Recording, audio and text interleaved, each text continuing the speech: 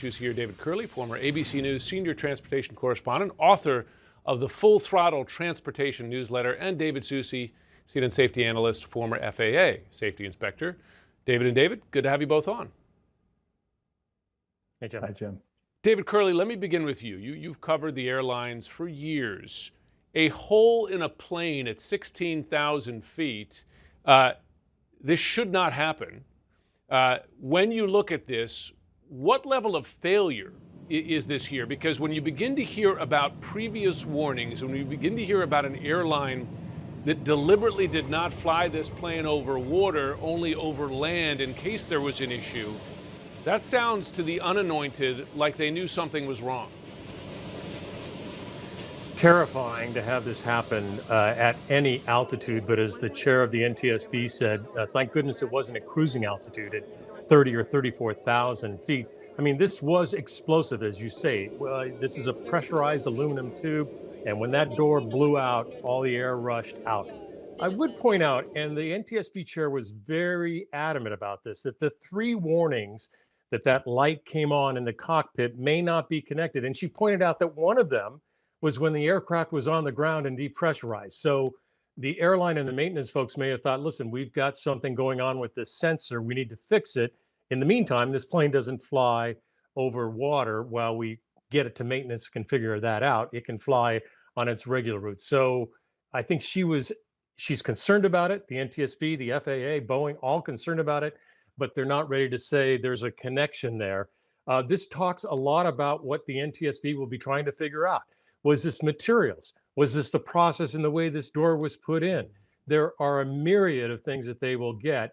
And the flight data recorder is already here in Washington, D.C., and that will provide some very interesting data as to when this happened, because the cockpit voice recorder was recorded over, and they don't have any of that, of the pilot and first officer talking to each other during this emergency.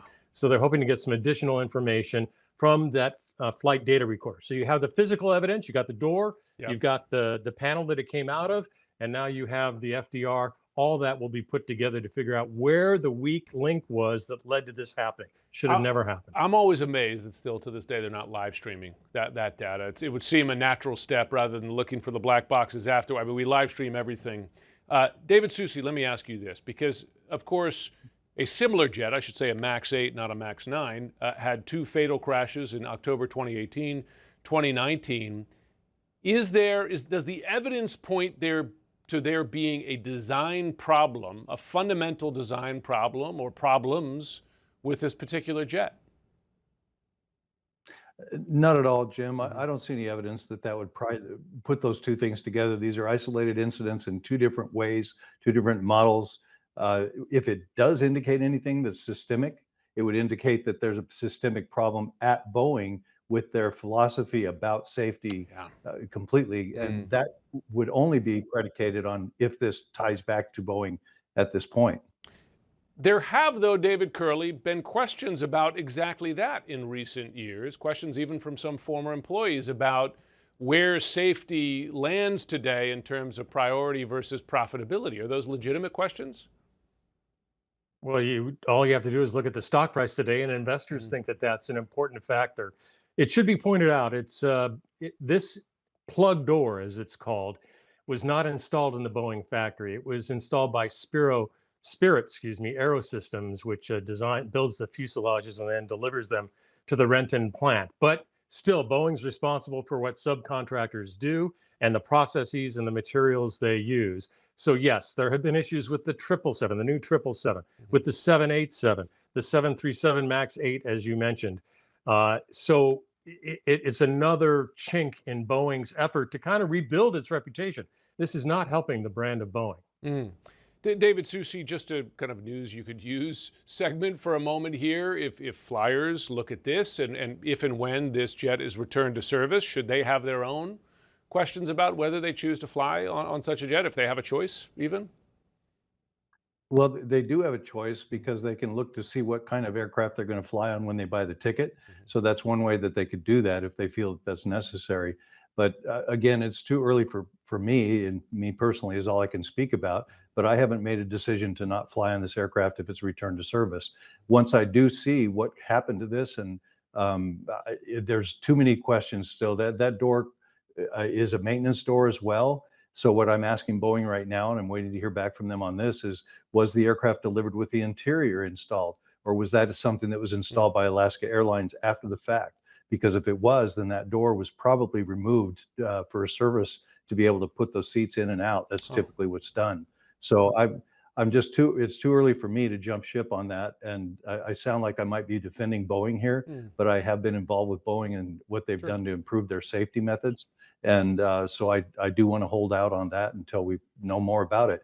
But if it is decided that it was a Boeing's issue, that indicates that they have not fixed some of the safety problems that they've been facing in the past, and the efforts that they've made, the Yeah. Herculean efforts they've made to improve safety have not been effective if this truly Sure. is a Boeing issue. No, listen, you're an inspector, you're a former inspector, you want to see the evidence first. But before we go, David Curley, when you hear the accounts of the passengers, luckily there was no one sitting in the seat right at the window, but there was someone in the middle in the aisle seat. That's not too far away.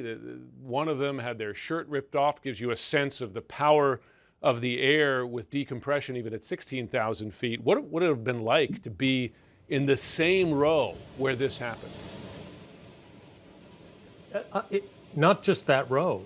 Just think about it. There was a huge, loud bang, and then all of a sudden, all the air is rushing out of that aircraft.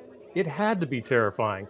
And it's another reminder that when the flight crew tells you, when you're not up and about in the cabin, sit in your seat and Yep. put your seatbelt on, it's good advice because you never know when you might have something like this or even just some turbulence happen.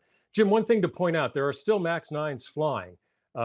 Not any with plug doors, but I think Boeing has about 209 or 10 that have been delivered. So they're about, 30, 40 still flying because they don't have the plug door. The 171 are the ones that are grounded.